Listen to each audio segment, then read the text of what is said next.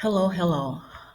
This is Prophetess Tammy Collins, and I'm again today with you regarding a different topic the Lord want me to teach on. Um, I'll be exposing water spirits today, and you need to know that they exist.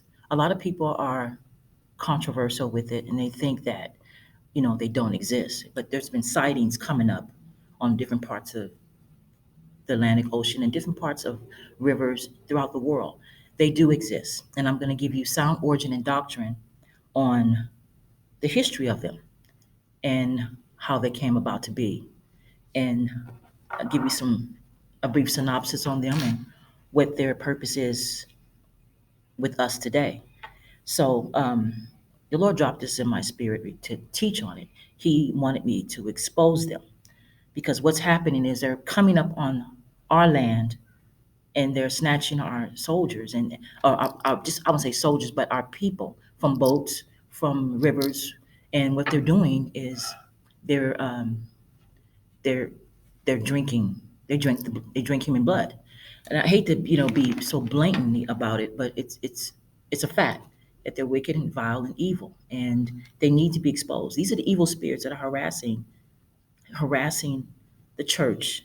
They're they come at night and they go through portals and they harass God's people. They're highly sexual, they're vile, they're wicked, and they're Nephilim and they're demonic. So let me get into a prayer and then we're going to start right into the text exposing water spirits. I do want to apologize for my background. I had a little bit of technical difficulty. The enemy didn't want me to bring you this message, but the Lord prompted me to deliver this message to you, to give you some revelation and edification on what we are dealing with here in the last days. The They're Nephilim, they're water Nephilim, so they do pursue blood, and we as inhabited of the land, they're inhabited of the sea. We're inhabited of the land. Satan's kingdom is in the water. They're part of his kingdom. So you must understand they're part of our enemy. They're the enemy. They're one of our enemies, and we need to be very knowledgeable of them and be on our guard and use violent prayer points to put them in their place. Because the Lord said they have become aggressive and they're coming up on the shores, snatching humans, dragging them into the waters, and drinking their blood. And this is very, I would say, it's wicked and it's vile and it's demonic. They're not human like they used to be. So let's get into it and talk about the origin of them, exposing water spirits. Today, I'm going to read from the reference book of the book of Enoch, Enoch chapter 19, verse 1 through 2. It's a text reference book. It's not in the Bible, but it's a text reference. It's one of the books that was taken out of the Holy Bible when they were reforming during the Christian age and the Catholics and the Reformation and the Lutherans, when they were setting, the Bible, during the King James period to be purchased and printed. They were reforming. So this was a book that was taken out. He was one of the first prophets. So you must understand, invest in a standard lesson commentary, invest in the book of Enoch, the book of Jasher, the book of Jubilee, which is the Hebrew calendar. Okay, we're on the Greek calendar. Invest in the Hebrew calendar. Okay, so let's get into it. Okay, highlight scripture is the book of Enoch, chapter 19, verse 1 and 2, which reads as this is Uriel speaking to Enoch. And Uriel said to me, here shall stand the angels who connected themselves to women, and their spirits, assuming many different forms, are defiling mankind, and shall lead them astray in sacrificing to demons as gods. Here shall they stand till the day of the great judgment, in which they shall be judged till they are made an end of. And the women also of the angels who connected themselves to them shall become sirens. They were once women. They walked the earth as females, but the Lord and the Most High cursed them because of their connected themselves and they became promiscuous with the fallen angels. Okay, they were their wives. All right, now let's get into the synopsis and then we're going to get into the text. I won't be with you long today. Like I said, I do apologize for the background, but I had to leave because I had to deliver this message to you. The Lord was prompting me, and I had some interference with some evil spirits. I'm going to be honest. They didn't want me to bring you this message, but I'm bringing it to you, and I'm being faithful to the Most High. You need to know this is one of our enemies in the last days. Now, before I get into the synopsis, I will explain to you that they were given the mysteries of heaven by the fallen angels. They showed them all the mysteries of heaven, meaning they were given the occult, they were given dark arts. So before they were cursed, they became knowledgeable of witchcraft. So now they're in the water, they're of the water, the inhabitant of the water. They're deadly, but they're witches in the water. Okay, let's move forward. Synopsis reads as marine spirits are always looking for human beings to possess for their evil agenda. Water nymphs, mermaids, and sirens are seductive sinisters. They are water nymphs, Nephilims, blood drinkers, highly sexual and violent, wicked. They are deadly Nephilims of the sea. These spirits are aggressive and evil. These spirits seek to manipulate your life and control you. They call them like a spirit husband, spirit wife. They'll come in a different form. And once they get a hold of you, they'll try to connect to control your life. And they'll believe that they'll try to marry you. So there are another term for them is spirit husband, spirit wife. They come at night to try to even have sex with you. This is what I'm talking about. They go as vile as that. Okay, now let's keep moving. These spirits are aggressive and evil. These spirits seek to manipulate your life and to control you. They were shown the mysteries of heaven by the fallen angels. They are sirens, water nymphs, and mermaids. They were shown the occult and the dark arts by their husbands, the fallen angels. They taught them sorcery, magical medicines, divination, astrology. These angels are responsible for teaching humans all sorts of sinful practice. So if you see mankind kind of really wicked, this is the origin. They were introduced to a lot of demonic, evil practices. So mankind adapted this from these fallen angels, which was why God judged them and have them in hell. He's holding them down to this day, and they will be brought an end of and judged. Okay? Let's go to Enoch 1, 7 and 8, which reads as this is a sacred reference book. I'm reading from the reference manual, the book of Enoch, okay? Which reads as chapter 7. And they took wives for themselves, and every one chose for himself one each. And they began to go into them and were promiscuous with them. And they taught them charms, spells, and they showed them cutting of roots and trees. They were the Nephilims of the water, the marine kingdom, the water nymphs, and the mermaids and the sirens were taught this mysteries of heaven by their husbands, the fallen angels. And charms is something they use against the church because they're backed by demon spirits, these charms. And they taught them all magical and dark arts. They taught them witchcraft, the craft. Okay. So when they went to the water, they knew about this. They were knowledgeable. Okay, so let's get into the scriptures and we'll keep going here. Like I said, I won't be with you long today. Um, I'll say a prayer before I close out. And I know this is a little different, because I'm in a different location. But it's okay as long as you get the message, as long as I deliver and be obedient to the Most High. Okay, Psalms 74, Old Testament, which reads as 74:13. Thou didst divide the sea by thy strength. Thou breakest the head of the dragons. So all of these are considered spirits, water spirits. Another name for the dragon is the enemy, which is Satan, Leviathan. It's another name for him. Okay, they were all fallen angels. Okay, they had a high place in heaven, but they left their first estate. Okay, let's read as Matthew 8:30 and 34, which reads as the book of Matthew. Some distance from them, a large herd of pigs, these men were possessed, feeding the demons, began beg Jesus, if you drive us out, send us into the herd of pigs. He said to them, go. So they came out and went into the pigs, and the whole herd rushed down the steep bank into the lake.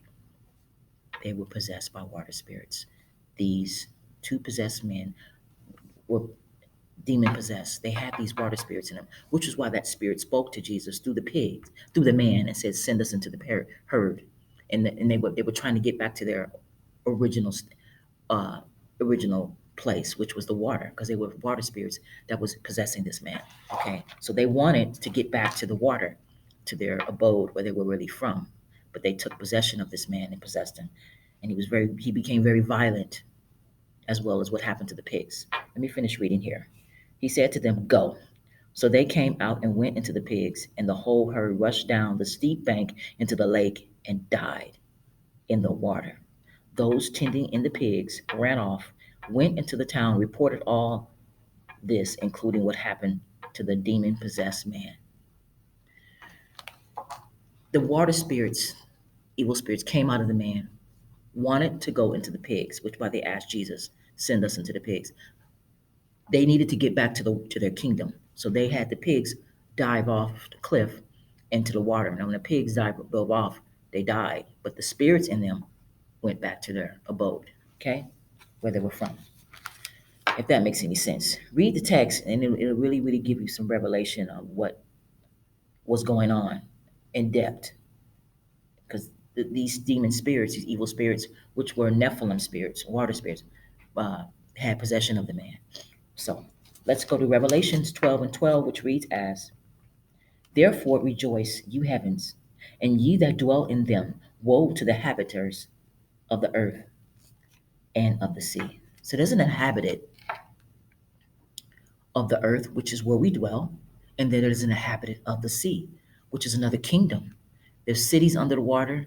There's, especially in the Indian Ocean, this is where the queen of the coast dwells. And there's other marine spirits that dwell. You got several names of them. I don't want to really mention their names, but because they're vile and they're evil and they're in the spirit realm, but they do take form, especially the nymphs. They take form, and you got to understand, if they're Nephilim, then they're violent and they're evil and they're vile and they're after blood. Okay, so it says, "Woe to the inhabitant of the earth and the sea, for the devil is come down to you, having great wrath, because he knows his time is short." Okay, so there's two inhabitants, there's two kingdoms. There's the water kingdom, which is where the Nephilim, the nymphs, where the mermaids and the sirens dwell. Then you have a whole different category. You have those that are half snake and half human, and you got the octopus, half octopus. That's a whole nother topic to get on. I don't even have a terminology for what they are called, but they're considered creatures, and they're considered spliced. They're not humans like us. Now, consider the sirens. They used to be women, but during the fact that they connected themselves to the fallen angels, the Lord, the Most High God, cursed them as well and changed their form, and they dwell in the waters. Now, I don't want to get into their form, but I can truly tell you this. According to my studies with the Queen of the Coast, they control, because there's labs under there. They have a whole city under there. It's to say, it's one of Satan's abode, it's one of his kingdoms. They have labs under there. They have where they do, design, fashion. They set the tone for cosmetics. So they really manipulate and control a lot of what we go on in here. You know, even parts of Hollywood. I'm sorry, I'm a mention it. They control even Hollywood. So you got to understand, when you come into contact and connect yourself with those demonic spirits, they're gonna run. They're gonna want to run your life. So don't open yourself up to them. They're vile, wicked, and evil. And when you get delivered from them, it's gonna be, trust me, it's gonna be a battle. It's gonna be a battle. Now, do some research in your lineage, because somebody maybe in your family may have dedicated somebody in the family. If you're being harassed, if stuff coming up missing in your home, if you're being attacked at home constantly at night, you're dealing with the water kingdom. Okay, you're dealing with the water kingdom, and they are water nymphs, sirens, and mermaids, and they're witches. Okay, I'm being what I research. That's what they are. Okay, and they want to control and run your life, and they don't want to leave. To get them out, you're gonna have to say a lot of prayer points, and you're gonna have to be violent. You're gonna have to fast. You have to really pray, and you have to seek a deliverance minister to help you get free from these demons. Okay, let's move forward. The book of Samuel, Old Testament 5:3, which reads as, when the people of Astra rose early the next day, there was Dagon fallen on his face on the ground before the ark of the Lord. They took Dagon and put him back in his place. This lets you know that they all have to bow before the Lord. The ark is a symbol and representation of the Spirit of the Lord. Now, this idol, Dagon, which is a fish god, had a demon spirit behind it. It still had to bow before the ark. Okay? Now let's go here to the reference manual. This is referring to the book of Isaiah 13:21, but I did some deep study biblical hermeneutics, which is what most Bible scholars, when they're in Bible college, they study the book, the hermeneutics. This is a translation of Greek Septuagint translation of the hermeneutics, biblical hermeneutics. Okay, refers to Isaiah 13:21. This reads as, "But wild animals will rest there, and the houses will be filled with noise.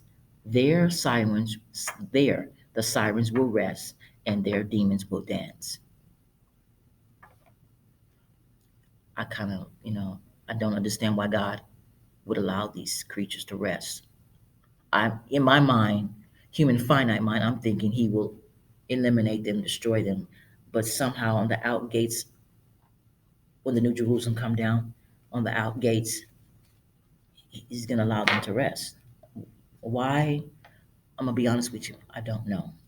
All the trouble they have caused mankind. Why would God allow these creatures to rest? I'm not understanding. But anyway, it's in the hermeneutics biblical reference referred to as Isaiah 13:21. Okay, let's keep going. Ezekiel 29:3 and 4, which reads as, "Speak to him and say this, what the Lord says. I am against thee, you Pharaoh of Egypt, you great monster lying among your streams. You say the Nile belongs to you, to me. I made it for myself, but I will put hooks in your jaws and make the fish of your streams to stick to your scales. I will pull you out from among your streams with all the fish sticking to your scales." The Lord was dealing with the Pharaoh. The Lord was dealing with Pharaoh of Egypt. And what he did, he was judging this sea monster called Leviathan. And due to the fact that Pharaoh said the sea was his, that everything in the sea belonged to him, the Lord made the sea monster crawl up on the soil. But he brought Pharaoh under judgment because no one owns the sea but the Lord. May I have your attention, please? The library will close in 30 minutes. So Computers will shut down in this is what 25 happened at minutes. that time. All printing and photocopying. Anyways, Closing time. Thank you. now you people know exactly where I'm at. I had to do a quick getaway. I had to get out and deliver this message for the Lord. Okay, so let's keep going. The last two verses will be Isaiah 27:1, which reads as, "The Lord will punish with his sword, his fierce, great, and powerful sword, Leviathan, the gliding serpent, Leviathan, the coiling serpent. He will slay the monster of the sea." Now, you must understand the Lord created these creatures. I don't know why he created these creatures, but they have a different form. Now, I did some research on Leviathan. He was a fallen angel, and he took on a different form. Now Uriel would say that they do take different form, okay? But at one point, he was an angel.